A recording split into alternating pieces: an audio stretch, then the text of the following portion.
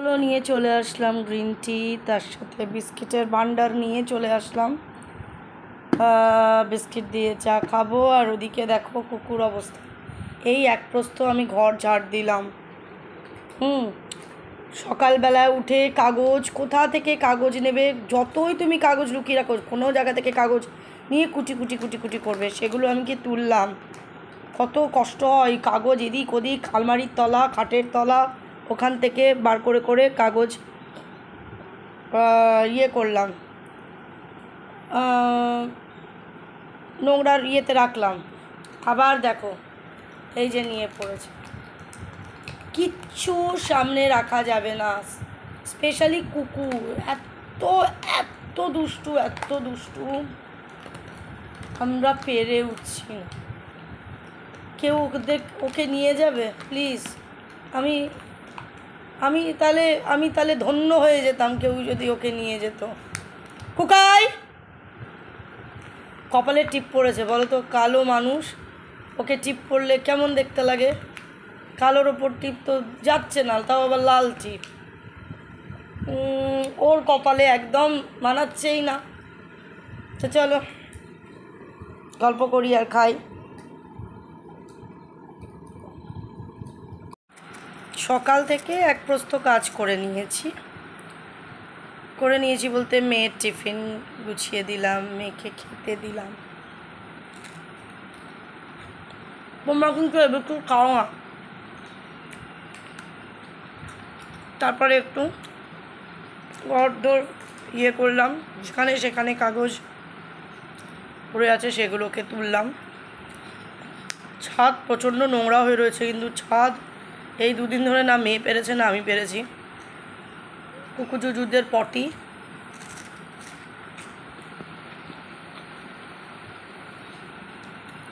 তিন চার জায়গায় হয়ে রয়েছে, করে রেখেছে। যদিও সূর্যের তাপে একেবারে শুকিয়ে একদম খটখটে হয়ে গেছে, মানে ওটা হাত দিয়েই তোলা যাবে।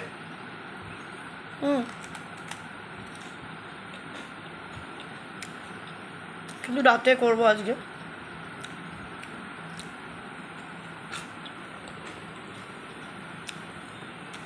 আজকে দুপুরবেলায় সুজি রুটি বানাবো, শাক ভাজবো। মেয়ে বললো ও স্কুল থেকে এসে সুজি রুটি আর শাক ভাজা দিয়ে খেয়ে নেয়, দেখো আমার কোনো চিন্তা নেই, কারণ বেশি আলু ফালু তো খাওয়া উচিত না। এই তো সকালবেলায়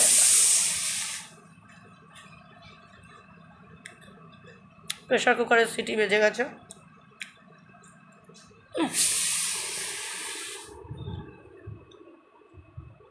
যত ভাবি যে সিটি দেওয়াবো না, কারণ আতপ চালের ভাত তো এমনিই গলে যায়,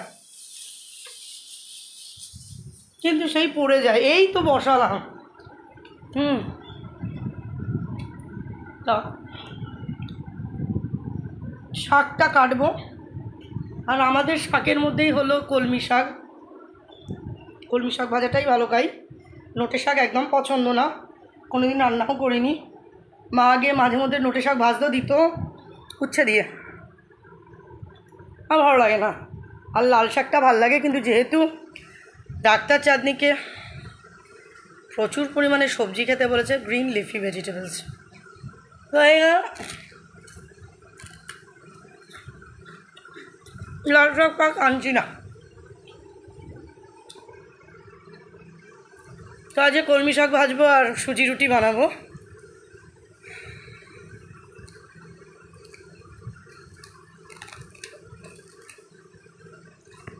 এতটা লম্বা বেলা, সকাল,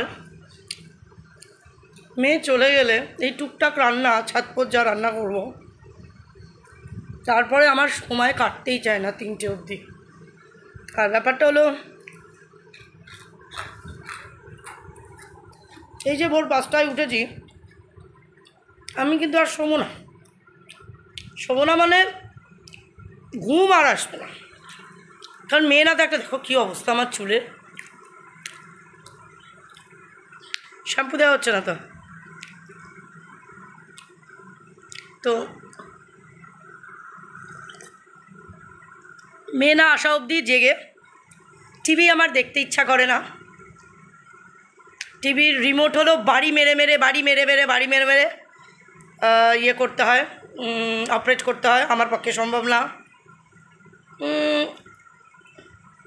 তারপর যেহেতু আমাদের কোনো মানে ইয়ে নেওয়া নেই, মানে আমরা মানে কি বলো ওটা, কেবেল না, আমাদের হলো তোমার ওই যে ইউটিউব দিয়ে যা আমরা দেখি।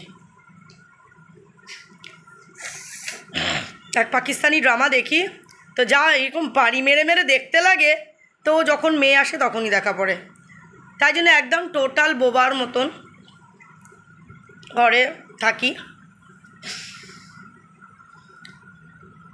এইটুকুনি তোমাদের সাথে যা কথা বলবো, তারপরে ব্যাস একটু নিচে নেমে যে মার সাথে কথা বলবো আমার ইচ্ছা করে না, নিচে নামতেই ইচ্ছা করে না। ভাবো না, আমার যে ঘরে যে সবজি কাটার খোসা, ফলের খোসা, তারপর আরও টুকটাক ধরো মাছের প্যাকেট, এর প্যাকেট আমি জমাই, যে নোংরাওয়ালা রাস্তায় মানে কুড়াওয়ালা যে আসে তাকে মানে হুইসেল দিতে দিতে আসে, কিন্তু নিচে নেমে তাকে দেওয়ার ইচ্ছা আমার করে না। এই 2-3 দিন বাদে মেয়ে গিয়ে ফেলে আসে,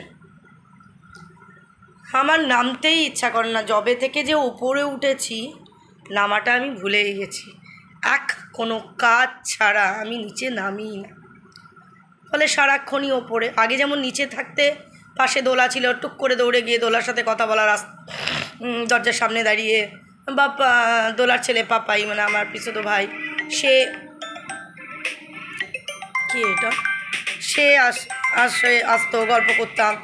এখন আর সেগুলো আর হয়ে ওঠে না, যেহেতু নিচেই তো নামি না। তো দাঁড়াও, ফোন এসছে। যতভাবেই যখন আমি ভিডিও করবো, তোমাদের সাথে কথা বলতে আসবো, তখন আমি ফ্লাইট মোডে দিয়ে রাখবো, ভুলেই যাই। এই যে সেই কাটতে হলো, তো তাই বলছি আর নিচেও নামতে ইচ্ছা করে না। এই ওপরেই সবসময় চুপচাপ থাকি। হ্যাঁ, বিকেলটা হলে একটু রোদটা পড়লে ওই পাশের বিল্ডিংয়ের সৌমি আছে, ওর সাথেই বিকেলটা কেটে যায়। মেয়ে তখন একটু রেস্ট নেয়, শোয়ে, ব্যাস ওর সাথে গল্প করে কেটে যায়। তারপরে সন্ধ্যেবেলায় এসে আবার রাতের চিন্তা, আর মেয়ে তারপরে তো জিমে চলে যায়, ব্যাস। তারপরেই মেয়ে বাড়ি এসেই, জিম থেকে বাড়ি এসে আধা ঘন্টা তোমার যতই স্কুলের কাজ করে আসুক, বাড়িতে এসে কিন্তু স্কুলের কাজ থাকেই, কিছু না কিছু থাকবেই। সেই কাজ করবে, করার পরেই মানে ল্যাপটপ নিয়ে বসে যাবে, তারপরেই 9:30 বেজে যাবে, ওদেরকে খেতে দেবে, ওদেরকে খেতে দেওয়া হয়ে গেলেই তারপরেই আমরা খাবো, খেয়ে দিয়ে শুয়ে পড়বো। এই হলো আমার সারাদিনের কাজ। এখন তো কোথাও বেরোনোও হয় না, কারণ মেয়ে আগে যেমন তাও 2 দিন অন্তর অন্তর নিয়ে